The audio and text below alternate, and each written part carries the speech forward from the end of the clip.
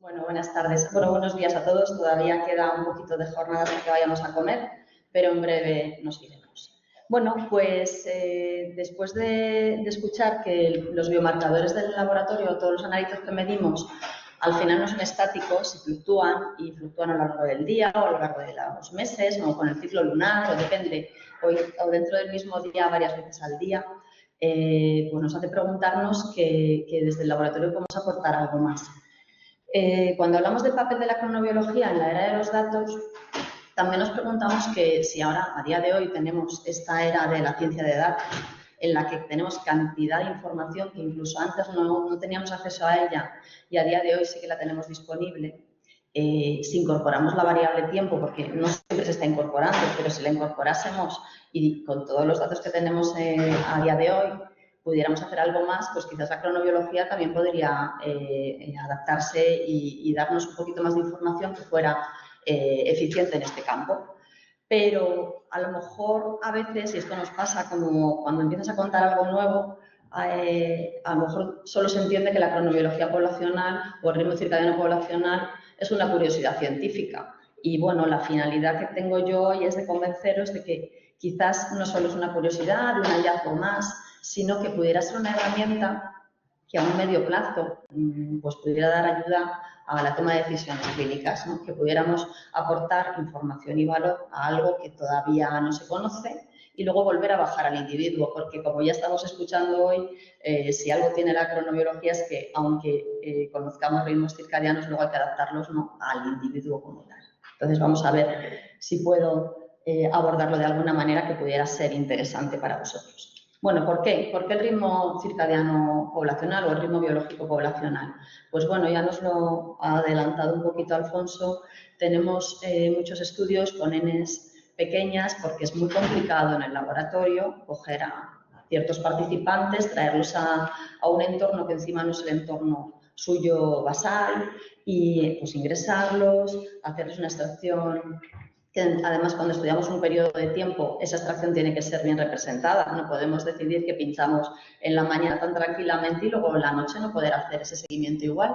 La representación ya no solo es del número de sujetos que participan, sino que también es importante tener un muestreo representativo de todo el ciclo, ¿no?, de todo el periodo. Entonces esto nos llevó a pensar que quizás desde el laboratorio, donde tenemos tantísimos datos estructurados, como os voy a enseñar ahora, pudiéramos aportar algo más. Entonces, bueno, ahorramos algo de costes, buscamos evidencia, a ver si tenemos tamaños muestrales importantes, que ahora hablaremos del número de datos. Y, ¿por qué no? Si la ciencia de datos es una disciplina que es interdisciplinaria, que habla e incorpora estadística, análisis de datos, bioinformática y, sobre todo, también conocimiento, y su función final es aportar pues, o patrones de comportamiento o a hablar de anticipación o de modelos que puedan ayudar y ser predictivos, pues ¿por qué no incorporarla al laboratorio clínico? Entonces, bueno, ¿por qué creemos que es bueno? Porque en el laboratorio somos capaces de tener datos estructurados, porque la ciencia de datos también necesita que el dato sea de calidad. El tener un dato de calidad significa pues, que, además de ser relevante, que sea fiable. Y lo más importante que tenemos nosotros es que desde el dato demográfico, como vemos aquí, suele ser con un campo estructurado y demás, edad, sexo, podemos también avanzar en datos fisiopatológicos, podemos caracterizar al paciente y hablar de él como un paciente de un tipo de grupo patológico o decidir qué tipo de paciente es, si es ingresado, si viene de primaria, si viene de especializada. Todo eso de una manera estructurada nos ayuda y además, para contra, pues tenemos la capacidad de registrar otra serie de variables. La variable tiempo en el laboratorio, aparte de para los tiempos de respuesta, que es el quebradero diario en nuestro día a día, también está incorporada en la hora de toma de muestra, en la hora de obtención de un resultado y lo tenemos también en otro campo. Entonces, la ventaja que tenemos a día de hoy es que tenemos muchos datos de pacientes, sobre todo en grandes hospitales, que al final analizamos al día casi 40.000 datos. Entonces, si tenemos 40.000 resultados diarios, ¿cómo no vamos a aprovecharlo y sumarlo para ver si la ciencia de datos nos puede ayudar? Además, en el laboratorio tenemos práctica en utilizar valores poblacionales para luego inferirlos al individuo. ¿Por qué? Pues porque para el estudio de valores de referencia también utilizamos datos poblacionales.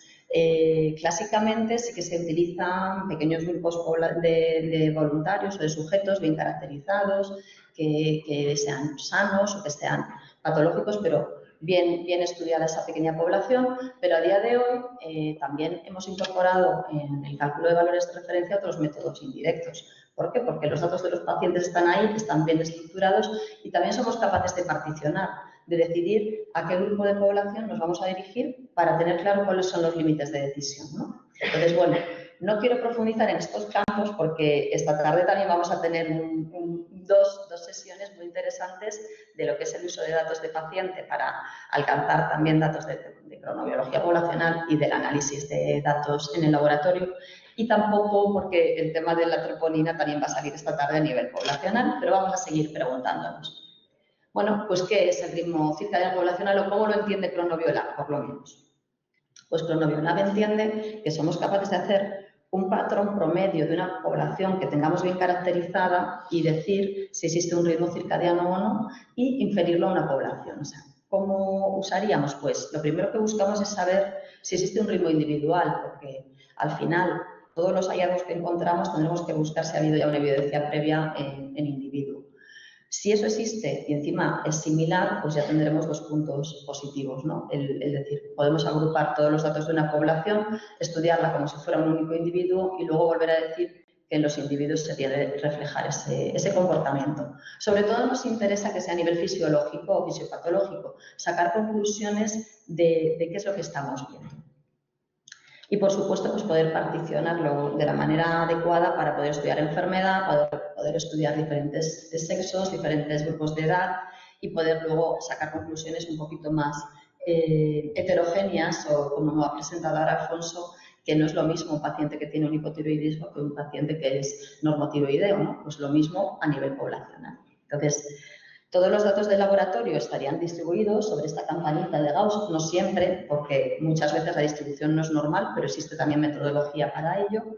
Y lo que haríamos es agrupar esos valores en función de la hora del día para poder hacer estudios poblacionales, pero como si fuera un único individuo. Pues nada, cogemos todos los datos con sus horas, sus datos de valor de laboratorio, los ordenamos en tiempo y además los caracterizamos, les nutrimos de datos poblacionales, de qué tipo de edad tiene el sujeto, sexo y demás.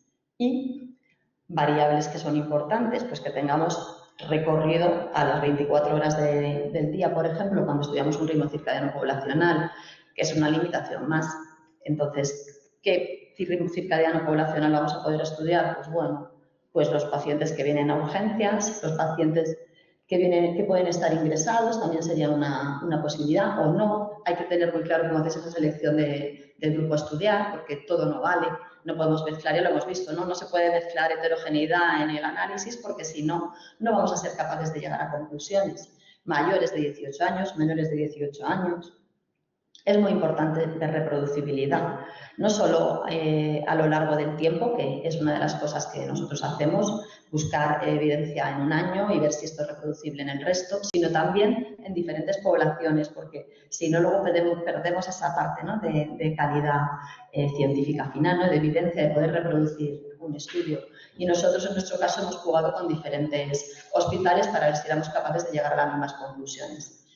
Como tal, nos ofrecemos para que quien quiera hacer estudios, y bueno, ya tenemos compañeros en otros hospitales que queremos hacer estudios con ellos, cualquiera que quiera incorporarse al análisis del ritmo circadiano poblacional es bienvenido, porque si validamos los mismos resultados en diferentes hospitales habremos conseguido mucho. Y bueno, pues lo que hacemos es ordenamos todos los datos de un parámetro o de varios, porque normalmente buscamos concordancia de varios de ellos, en función de la fecha primero y la hora. Pero la fecha, cuando estudiamos el ritmo circadiano poblacional, nos olvidamos de ella. Y vamos a agrupar todo un año de estudio en función de 24 horas. Después hacemos promedios. El promedio es de cada franja horaria que decidamos que vamos a estudiar, que hemos trabajado desde fracciones de media hora, de una hora, de 10 minutos, incluso a veces de un minuto. Hacemos esos promedios poblacionales para ver cómo va a ser la distribución a lo largo de esas 24 horas. Y una vez tenemos todo ello, empezamos a hacer análisis de ritmo circadiano como tal. Utilizamos esos datos poblacionales por promedios ya bien calculados y hacemos análisis, pues, por ejemplo, Lo primero que miramos es la distribución, la onda media. Si vemos que ya hay una pequeña distribución, como en este caso, que aquí tenemos el filtrado glomerular en 3 años diferentes de un mismo hospital, pues veríamos que sí, que tenemos una representación gráfica que apoya que esto pueda ocurrir. A veces utilizamos el análisis de la varianza, pues cuando jugamos con variación noche-día o mañana-tarde, y también es útil. Hemos explorado el campo de la regresión armónica, que es compleja, empieza a jugar con muchas variables armónicas y circulares, pero nos da cierta complejidad. Y principalmente en nuestro grupo nos hemos centrado en los análisis típicos de la función coseno, ¿no? El análisis cosino para poder caracterizar el ritmo poblacional que encontramos. Entonces, ¿qué limitaciones vemos que tenemos? Porque las tenemos. Tenemos limitaciones de trabajar con datos. El riesgo de duplicidades. Es muy importante también saber cuántas personas a lo largo de esa recogida de datos repiten, ¿no?, el número de historia clínica. A lo mejor hay que quitarlo. También el que, aunque caracterizamos bastante a nuestra población, a veces no tenemos datos clínicos suficientes. O sea, estamos jugando con lo que llamamos dato sano o dato patológico y con aquello que haya podido volcar desde historia clínica a nuestro sistema de información de laboratorio. Pero también es una limitación. Ventajas. Bueno, más limitaciones. La cartera urgente. Al final, ahora, a día de hoy, todavía nos quedan muchos parámetros. Estamos en la fase, como Juan Antonio Madrid hablaba esta mañana. Primero es saber si hay ritmo. Pues nosotros estamos ahí todavía, saber si hay ritmo. Y si hay ritmo, ahora vamos a ir viendo hacia dónde vamos. Pues nos queda mucha cartera urgente, pero en algún momento se acabará y, claro, no tendremos registros de 24 horas y será una limitación. Y luego, pues que al final son pacientes que vienen a la urgencia. Lo que pasa es que esta tarde, cuando se hablen de poblaciones y de datos de tiempo real y de paciente, veremos que al final, con una N muy alta, hemos llegado a tener estudios de 1 millón de datos, de cientos de miles de datos. Al final eso se diluye y tiene menos valor que lo que hemos utilizado para caracterizar el grupo. Ventajas, el tamaño muestral, eso nos da mucha robustez. La similitud con el ritmo individual. A día de hoy solo hemos estudiado parámetros que sabemos que tienen ya un ritmo circadiano conocido, que es muy fácil recoger datos. Luego hay que pelearse con el Excel para depurarlo y quitar outliers y tener claro con qué pacientes te quedas.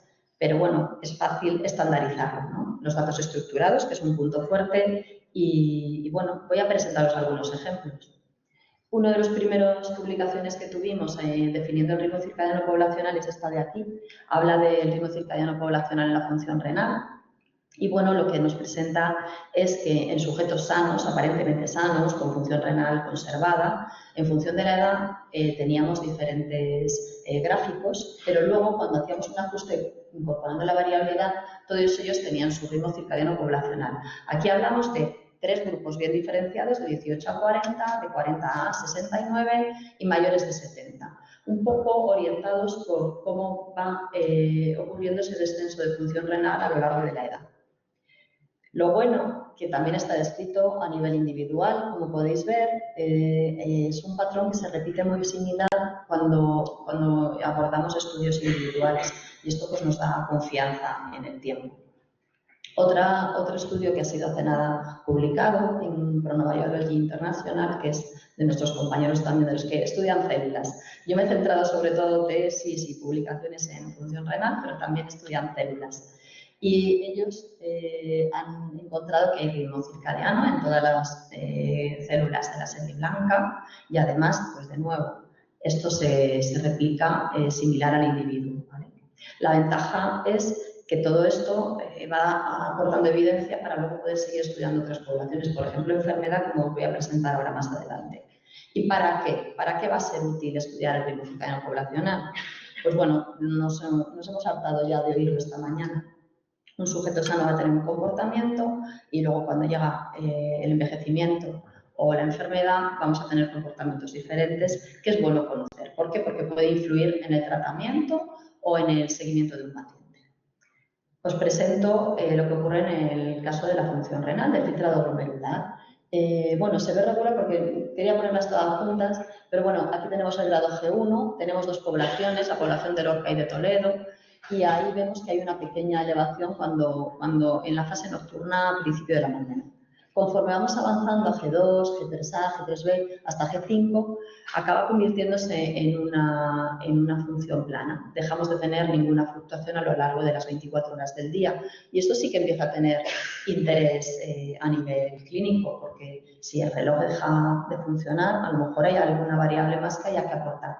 Como todo, una única evidencia no sirve de nada. No vale que solo nos fijemos en si hay un ritmo circadiano poblacional del filtrado glomerular. Hay que hablar de otras variables, hipertensión, hay que hablar de cronodirrupción y demás. Otro estudio que hemos realizado, que este sí que bajaba un poquito más a paciente, y de hecho todo lo que estamos ahora analizando vamos a ir luego bajando de nuevo al paciente para ver si somos capaces de ayudarle de alguna manera más individualizada, pues sería este caso. Este es un trabajo que es piloto que hemos realizado con nefrología, intentando ver si el turno de diálisis sí que tiene diferencias en los resultados esperados. Es verdad que cualquier dialización va a funcionar, ¿no? Y va a ir bien. Y hay diferencias por sexo y eso está bastante descrito. Y cuando abordamos la elección del turno de diálisis, que por norma general ese turno es elegido en función de otras variables del paciente, que puede ser pues, su horario laboral o el turno que ha quedado libre, pues sí que de una manera muy orientada desde el laboratorio, que es el porcentaje de reducción de urea, se observa que sí que hay diferencias significativas en el turno de tarde. Que esto quizás ha ayudado de que conocemos que el filtrado glomerular, su acrofasia y el momento más álgido es en la mañana, pues quizás tiene algo que decir, ¿no? El que exista un ritmo circadiano y que luego el turno de diálisis de la tarde sea más favorable, ¿no? Para obtener resultados. Y bueno, no quería dejar de poner la foto del riesgo cardiovascular, que ya hemos visto. Hay un ritmo circadiano, que al final luego cada paciente va a representar su patrón, pero también tener en cuenta pues, todo lo que hemos ido hablando, que veáis que hay publicaciones recientes que siguen apostando en que puede haber un problema en el reloj molecular, la luz artificial y en el trabajo de turnos, la edad y todo lo que hemos ido viendo. Esta tarde pues, van a hablar del ritmo circadiano poblacional de la troponina y ahí yo creo que será el momento de que hagáis alguna pregunta en este sentido. Por último, el para qué. Pues bueno, creemos que el ritmo circadiano poblacional de parámetros de laboratorio, que es un fiel reflejo de cómo está funcionando un órgano, tiene utilidad pues, para conocer fisiología, fisiopatología, para poder facilitar la medida de todas estas fluctuaciones en el tiempo a lo largo del día y periódicamente, que aún no se han podido investigar de manera poblacional y abordando diferentes poblaciones y ubicaciones, pero además es importante tenerla en cuenta pues, porque nos va a permitir anticiparnos, nos va a permitir conocer procesos fisiológicos y fisiopatológicos y podemos actuar a lo mejor de una manera diferente en función de la hora de que ocurre un infarto de miocardio, un fracaso renal y demás. Quizás hay que plantearnos que optimizar tratamientos, ya hemos visto lo que ocurre con el turno de diálisis. Y lo último sería que esto solo tiene que acabar pues, en esa medicina personalizada, que somos defensores, aunque trabajamos cronobiología poblacional, sabemos que al final esto tiene que ayudar a mejores resultados en salud y en la individualización de todo ello. Y nada, yo también pongo una frase orientada al tiempo. Todos los grandes logros requieren tiempo y en eso estamos. Por lo menos Cronobiolab está todavía en esa fase en la que los logros llegarán, pero requieren tiempo. Muchas gracias.